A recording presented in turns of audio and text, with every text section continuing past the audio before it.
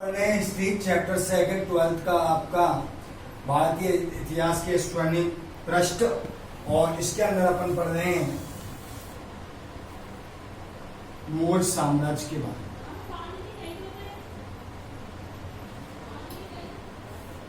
में। मौर्य साम्राज्य के बारे में अगर जैसे ही है तो मौर्यों के नाम से हमको विदित हो जाता है कि एक शासक बहुत महान हुआ था इस साम्राज्य का, जिस शासक का नाम था अशोक। वो नाम स्वतः ही हमारे जबान पर आ जाता है, जिसके द्वारा एक विश्व को एक ऐसी यथा महत्वपूर्ण ज्ञान की वस्तु प्रदान कर दी गई जिसका नाम था उसका धम्म। मानवता को एक सूत्र में बांधने का कार्य करने वाला उस अशोक के मौर्य साम्राज्य के बारे में आता है क्या अशोक उसके बारे में। अशोक के मौर्य अगर देखा जाए मौर्य साम्राज्य के बारे में देखा जाए तो मौर्य साम्राज्य क्या था क्या नहीं था उसके बारे में बात करनी चाहिए। तो सबसे पहले मौर्य साम्राज्य के इतिहास की हमको जानकारी प्राप्त करनी है। जानकारी प्राप्त करने के लिए पहला जो हमारे पास में स्रोत आएगा वो आएगा साहित्यिक स्रोत।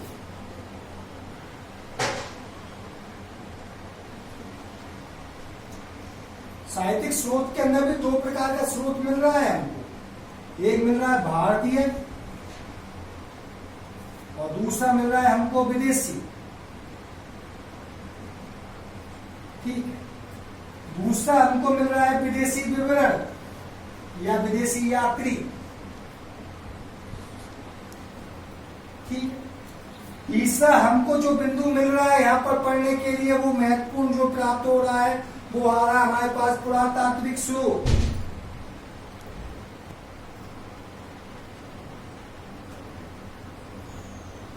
ठीक है, अब आपको साहित्यिक स्रोत को पढ़ना है तो साहित्यिक स्रोत के माध्यम से हमको इसके बारे में जानकारी हमको प्राप्त होती है। यानी कि मौर्य साम्राज्य का काल जो माना जाता है 323 ईसा पूर्व से 185 ईसा पूर्व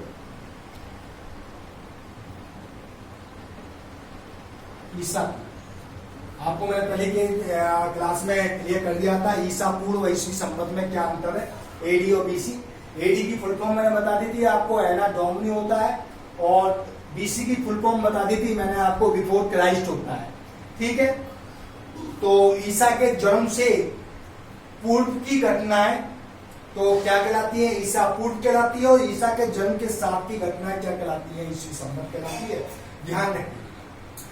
साहित्यिक स्रोत में भारतीय साहित्यिक स्रोतों के बारे में अध्ययन करें तो हम तो भैया आपको भारतीय साहित्यिक स्रोतों के बारे में अध्ययन करना है। आप हिस्ट्री पढ़ रहे हैं भाई, सूर्यकांत चतुर्वेदी। ठीक है, कंपटीशन हिस्ट्री आगे काम तक आएगी। आपका एक टॉपिक बहुत महत्वपूर्ण टॉपिक है, बहुत आगे तक आपके काम आने वाला टॉपिक है। विशेष तौर से ध्यान से पढ़िएगा क्योंकि इस समय हम आपको वीडियो लेसन के माध्यम से ऑनलाइन एजुकेशन दे रहे हैं आपको।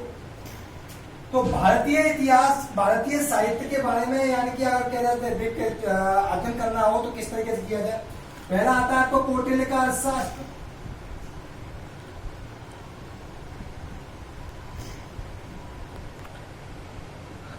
भाई कौटिल्य के अर्थशास्त्र से भी मौर्य साम्राज्य के बारे में हमको जानकारी प्राप्त होती। सबसे बड़ी बात है मगध, मौर्य साम्राज्य का केंद्र क्या हुआ करता था, मगध हुआ करता। मगध ध्यान रखिएगा, वर्तमान में बिहार का जो क्षेत्र है, बिहार और कुछ उत्तर प्रदेश का जो क्षेत्र है वो क्या कहलाता है, मगध कहलाता है। विशेष तौर से ध्यान में रखना है आप इस मगध के बारे में, बहुत शक्तिशाली था। आपको मैंने बताया था कि पहले 16 महाजनपदों के बारे में बताया था मैंने। कितने जनपदों के बारे में बताया, 16 महाजनपदों के बारे में बताया। और 16 महाजनपदों के अंदर से एक जनपद है जिसका नाम है मगध, जो काफी शक्तिशाली जनपद है। और ये 16 महाजनपदों का निर्माण जो हुआ है किनसे हुआ है, जनपदों का निर्माण हुआ है। यानी कि एक समय ऐसा था कि जब जनपद कौन हुआ था, जन यानी लोग उपपद यानी कि पैर। एक ऐसा समय जहां पर अधिकांश से शासक जब एक जनपदों के अंदर शासक रहते थे तो पहले क्या होता था, आपको मैंने बताया आर्य लोग कहते रहते थे कबीले के रूप में रहते थे। किस रूप में रहते थे, कबीले के रूप में। धीरे धीरे राजनीतिक क्षेत्र का विस्तार होता चला गया, विस्तार पे विस्तार होता हुआ चला गया, महत्वपूर्ण रूप से आकांक्षाएं बढ़ने लगी। राजनीतिक विस्तार होने लगा। जब राजनीतिक विस्तार होने लगा तो इन जनपद का रूप क्या हो गया, महाजनपद ने धारण कर लिया। और जब ये महाजनपद ने रूप धारण कर लिया तो ये महाजनपद कहलाया मगध। ऐसे ही जनपद महान शक्तिशाली जनपद निकल के आए थे, मगध हुआ एक, उनमें से ही 16 जनपदों में से एक महान शक्तिशाली जनपद आया था। क्योंकि अंगुत्तर निकाय के अंदर, बौद्ध ग्रंथ अंगुत्तर निकाय के अंदर मैंने आपको 16 जनपदों के बारे में बताया। कितने जनपदों के बारे में बताया, 16 जनपद। बौद्ध ग्रंथ अंगुत्तर निकाय, याद रखना कंपटीशन एग्जाम में पूछा जाता है। अंगुत्तर निकाय किस ग्रंथ से हमको 16 महान जनपदों के बारे में जानकारी प्राप्त होती है, तो कौन सा ग्रंथ है, बौद्ध ग्रंथ अंगुत्तर निकाय में 16 महाजनपदों के बारे में जानकारी प्राप्त होती है, जिसके अंदर से ये बताया गया है 10वें गणतंत्र था। क्या था, गणतंत्र। अब देखिए मौर्य साम्राज्य के बारे में पढ़ना है, साहित्यिक स्रोत के बारे में पढ़ना है। साहित्यिक स्रोत में पहला आ गया कौटिल्य का अर्थशास्त्र। कौटिल्य का अर्थशास्त्र शायद हम लोग पिछली बार पहले जो हम लोग पढ़ के आए हैं उनके अंदर हमने पिछले चैप्टर के अंदर भी अर्थशास्त्र के बारे में पढ़ा है। और मैंने क्वेश्चन भी आपको बनाकर दिया था कि कौटिल्य के अर्थशास्त्र में किन किन विषयों का प्रतिपादन किया गया। कौटिल्य को चाणक्य नाम से भी जाना जाता है, विष्णुगुप्त के नाम से भी जाना जाता है। इसके अर्थशास्त्र के अंदर अगर देखा जाए, नाम अर्थशास्त्र है, पूरा राजनीतिक परिप्रेक्ष्य से बना हुआ, राजनीतिक परिप्रेक्ष्य से। अब देखिए अर्थशास्त्र के अंदर जब हम इसका मौर्य प्रशासन के बारे में पढ़ेंगे तो कौटिल्य के अर्थशास्त्र और मेगस्थनीज की इंडिका दोनों को विशेष तौर से फोकस मारेंगे। तो यहाँ भारतीय इतिहास कौटिल्य का अर्थशास्त्र टॉपिक चल रहा है। भारतीय इतिहास में हम कौटिल्य का अर्थशास्त्र पढ़ रहे हैं। दूसरा हमारे पास में ग्रंथ जो आता है वो है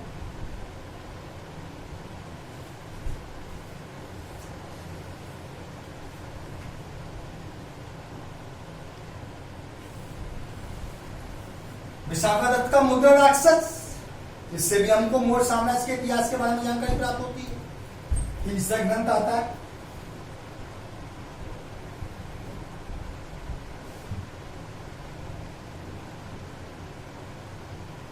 क्षेमेंद्र की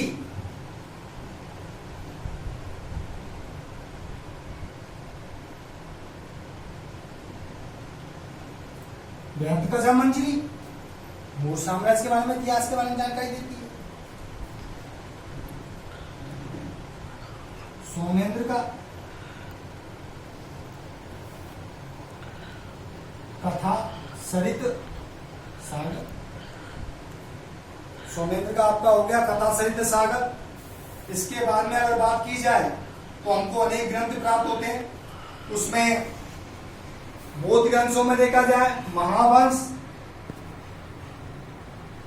दीपवंश, आपको मैंने पहले बता चुका हूं, इन दोनों ग्रंथों से हमको श्रीलंका के इतिहास के बारे में जानकारी प्राप्त होती है। ध्यान रखिएगा, सिंगल द्वीप कहा जाता था पहले उसको। ठीक है, ये तो भारतीय ग्रंथ हो गए। इसके बाद में आपको विदेशी ग्रंथों में देखा जाए तो मेगस्थनीज की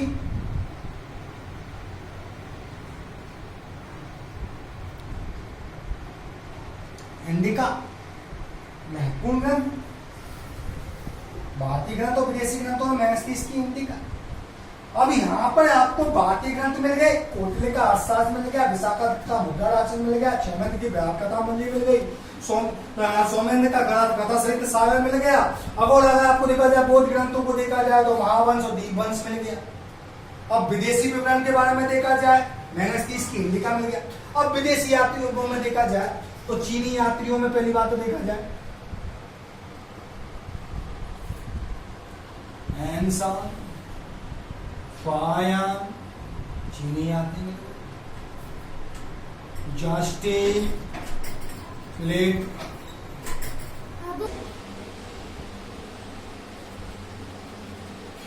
ठीक है। यहां पर एक जोड़ लेना भद्रभाव का कल्पसूत्र,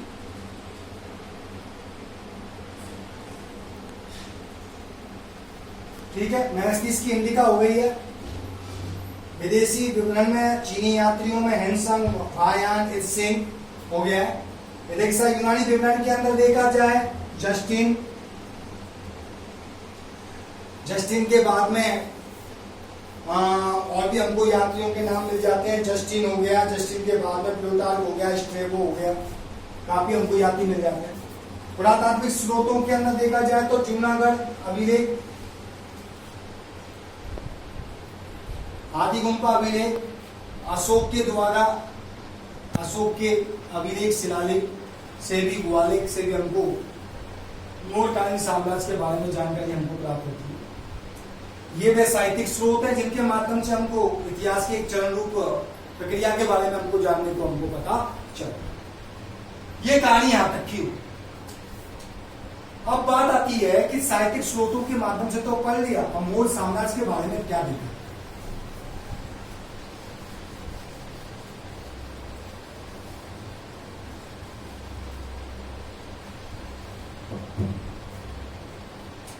मौर्य शासकों में सबसे पहले आता है चंद्रगुप्त।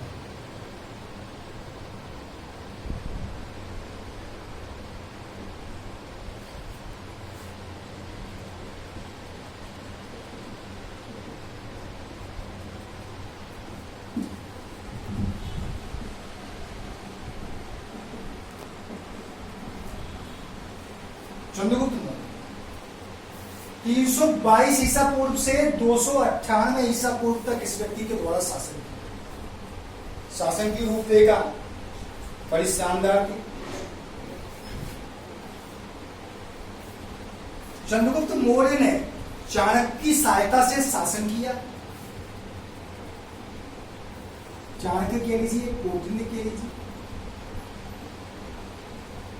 की सहायता से उन्होंने शासन किया। शासन करने के बाद चाणक्य या कौटिल्य की सहायता से उन्होंने शासन किया, ठीक है।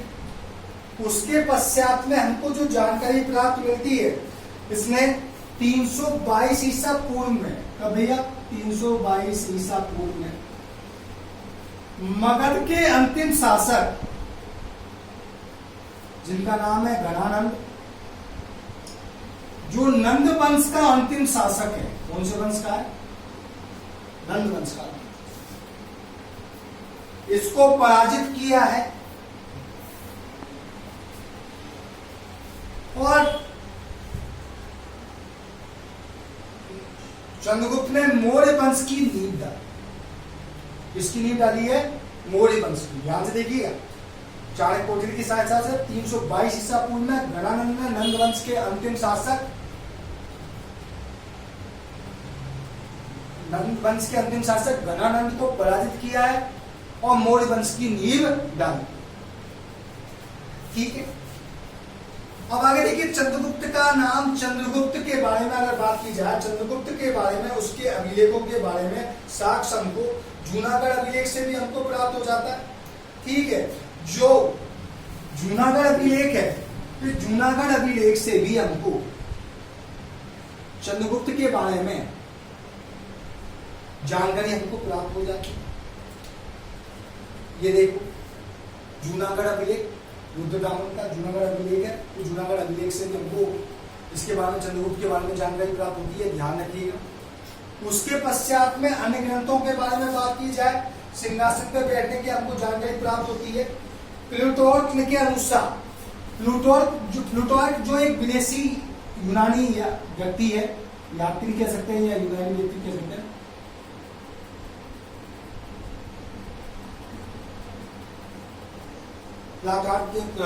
प्लूटार्क के अनुसार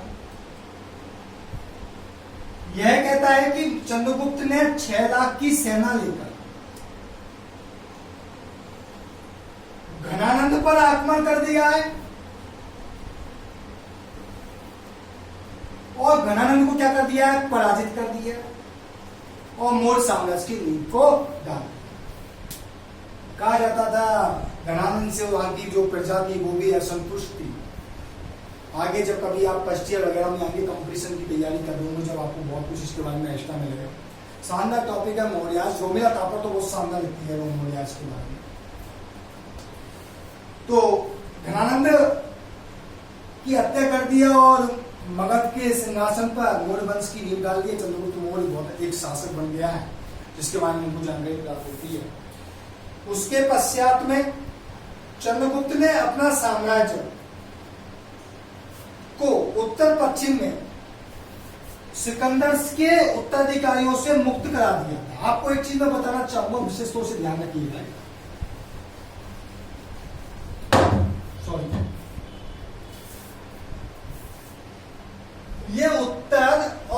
पश्चिम का जो क्षेत्र है, यहां से काफी आक्रमण हुए भारत के अंदर, इस उत्तर और पश्चिम के क्षेत्र से। और इस उत्तर और पश्चिम के क्षेत्र से भारत के अंदर आक्रमण जो होते हैं, इन आक्रमणों के अंदर मैं आपको बता दूं, सिकंदर यहीं से आया है घनानंद के समय में। सिकंदर का उत्तराधिकारी है सेलूकस, भी यहीं पे आया है। ठीक है। सोमनाथ के मंदिर पर 1025 में आक्रमण को कहा गया, 7 बार आक्रमण किया इस व्यक्ति ने, वो भी यहीं से आया। कुल मिलाकर ये क्षेत्र एक ऐसा क्षेत्र था जिस पे भारत में आक्रमण हुआ। ये क्षेत्र का रास्ता बहुत अच्छा रास्ता था इनके लिए। उत्तर पश्चिमी क्षेत्र को जो कि सिकंदर का उत्तराधिकारी, और सिकंदर के उत्तराधिकारी के रूप में भारत में शासन कर रहा है, जो उत्तराधिकारी के रूप में जो शासन कर रहा था वो था सेलूकस। ध्यान रखिए, सिकंदर के उत्तराधिकारी के रूप में सेलूकस शासन कर रहा है। और सेलूकस को क्या किया है, पराजित किया है। दोनों के बीच में युद्ध हुआ। युद्ध में जब इसने नंदवंश का उन्मूलन कर दिया है और पश्चिम में सिकंदर के उत्तराधिकारी सेलूकस को पराजित कर दिया है और उत्तर पश्चिम की सीमाओं को अपने विस्तार से कर लिया। इसी प्रकार दक्षिण में अपनी सीमाएं कर्नाटक और पूर्व में मगध की सीमाएं सौराष्ट्र तक फैल गई है। यानी कि पूर्व में सौराष्ट्र तक फैल चुकी है और दक्षिण में कर्नाटक तक की सीमाएं फैल चुकी हैं। सेलूकस से युद्ध हुआ। युद्ध में सेलूकस की पराजय हुई है। पराजय के फलस्वरूप में दोनों के बीच में संधि हुई है। संधि के अंदर कुछ शर्तें रखी गई हैं। कहा जाता है कि 305 में मैसिडोनिया का जो शासक था सेलूकस और चंद्रगुप्त, दोनों के बीच में युद्ध हुआ जिसके अंदर सेलूकस पराजित हुआ और दोनों के बीच में संधि हुई है। इस संधि के अंतर्गत सेलूकस ने अपनी पुत्री का विवाह, सेलूकस ने पहली शर्त क्या देखिए, अपनी पुत्री का विवाह चंद्रगुप्त के साथ कर दिया। यूनानी शासक ने यूनानियों से वैवाहिक संबंध स्थापित हुए, पुत्री के साथ में वैवाहिक संबंध स्थापित कर लिए और चंद्रगुप्त ने सेलूकस की पुत्री के साथ में विवाह हुआ।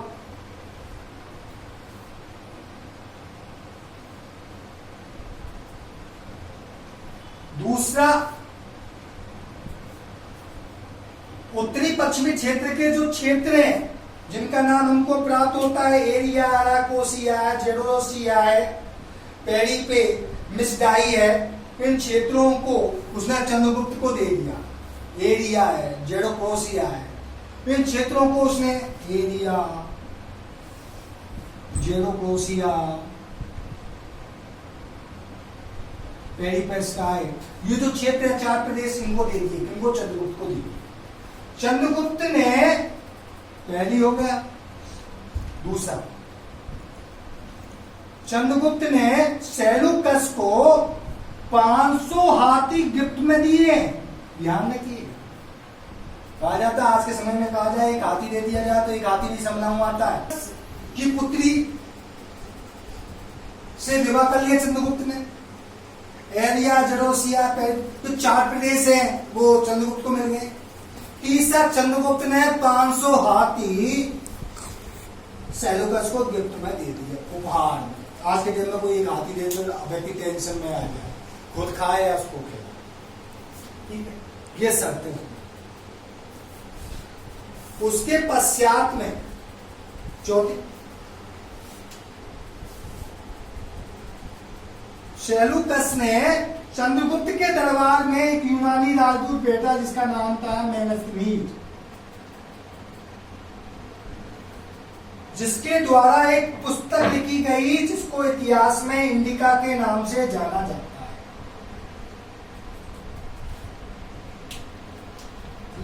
4 बातें हो, पुत्री से विवाह कर दिया, 4 प्रदेश दे दिए, 500 हाथी चंद्रगुप्त ने गिफ्ट में दे दिया उपहार में।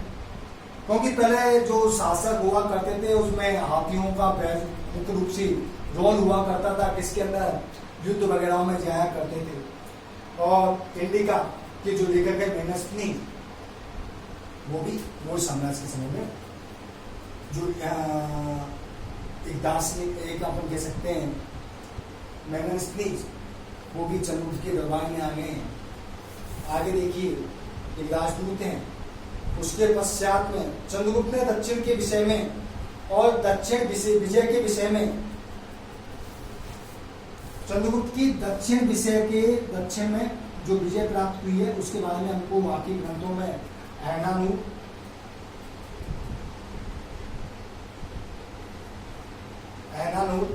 और दूसरा जो ग्रंथ हमको जो प्राप्त होता है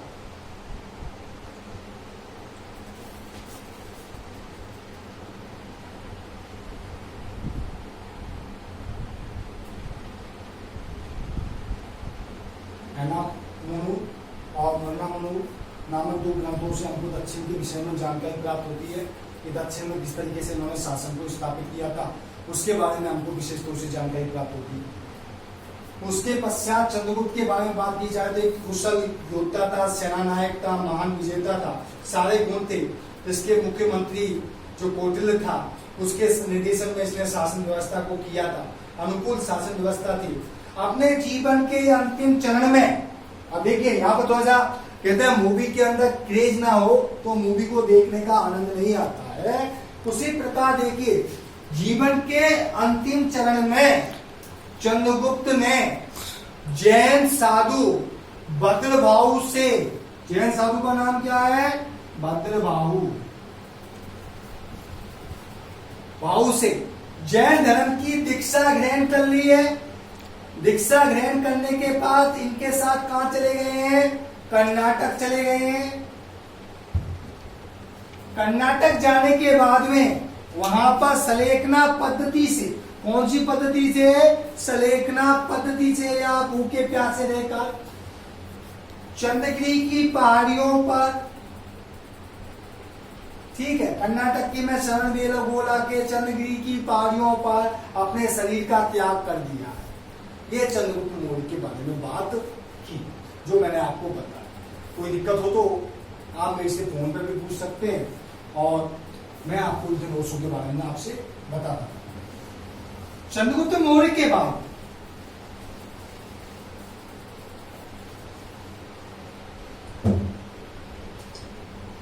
नेक्स्ट जो शासक है उसका नाम है बिंदुसार। क्या है? बिंदुसार मगध के सिंहासन पर 298 ईस्वी में बैठ गया है और 272 ईसा पूर्व तक इसने शासन किया है। यूनानी लेखक इसको अमित्रोचेडस के नाम से पुकारते हैं। स्ट्रेबो ने इसको अलिट्रोकेडस के नाम से कहा है। फिलिप ने बिंदुसार को अमित्रघात यानी शत्रुओं का नाश करने वाला या शत्रुओं का वध करने वाला कहा। ध्यान रखिएगा, विषय तो से द्वार से बोल रहा हूं, ध्यान रखिएगा। यूनानी लेखक इसको अमित्रोचेडस कहते हैं। स्ट्रेबो ने इसको अलिट्रोकेडस कहा है।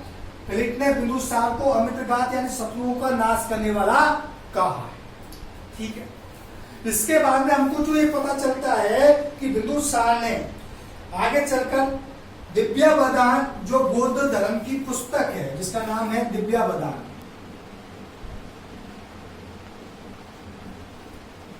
से पता चलता है कि बिंदुसार के समय में तक्षशिला में 2 बार विद्रोह हुआ।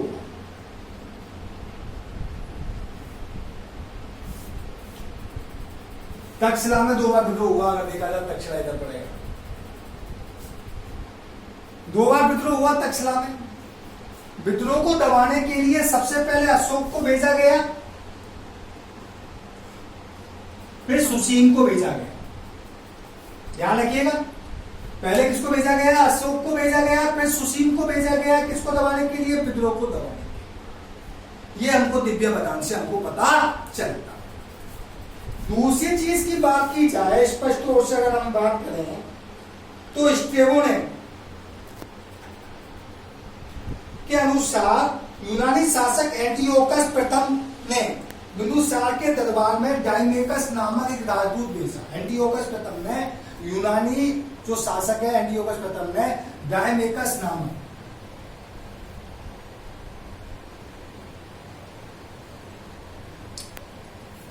यूनानी राजदूत भेजा।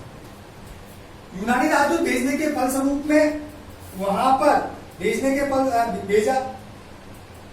बिंदुसार ने एंटियोकस के प्रथम के पास में अपना संदेश भेजा, जिसमें उसने कहा कि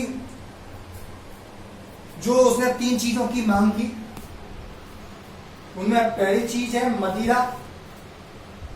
पहली जो चीज मांगी है उन्होंने मदिरा, दूसरी मांगी है सूखे अंजीर और तीसरी हुई है दार्शनिक।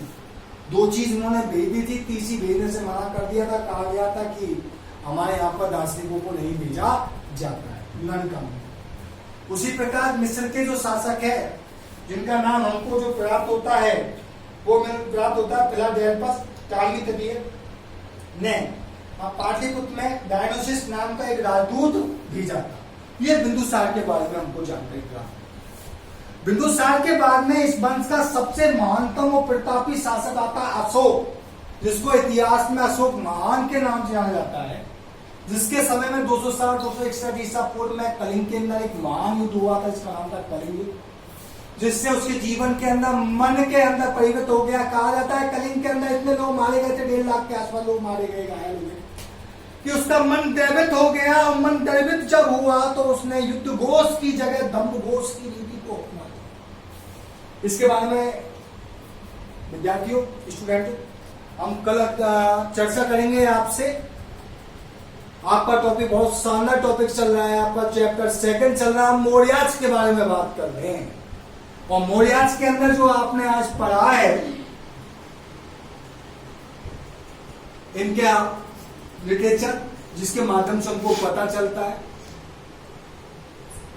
विवरण, स्रोत आदि के माध्यम से हमको पता चलता है, और अन्य ग्रंथ हैं उसके साथ चंद्रगुप्त, कौटिल्य का अर्थशास्त्र, मैथमेटिक्स की इंडिका, चंद्रगुप्त मौर्य के बाद में आपने नेक्स्ट जो टॉपिक पढ़ा उस टॉपिक का नाम था बिंदुसार। और हम जो नेक्स्ट वीडियो के अंदर नए चैप्टर के अंदर कल हम आपसे मिलेंगे नया चैप्टर लेकर, उस चैप्टर में पढ़ेंगे हम अशोक का धर्म, अशोक का मौर्य प्रशासन, उसके साथ में आपका 2nd वीडियो हम कंप्लीट करेंगे। ठीक है, आज के लिए इतना ही।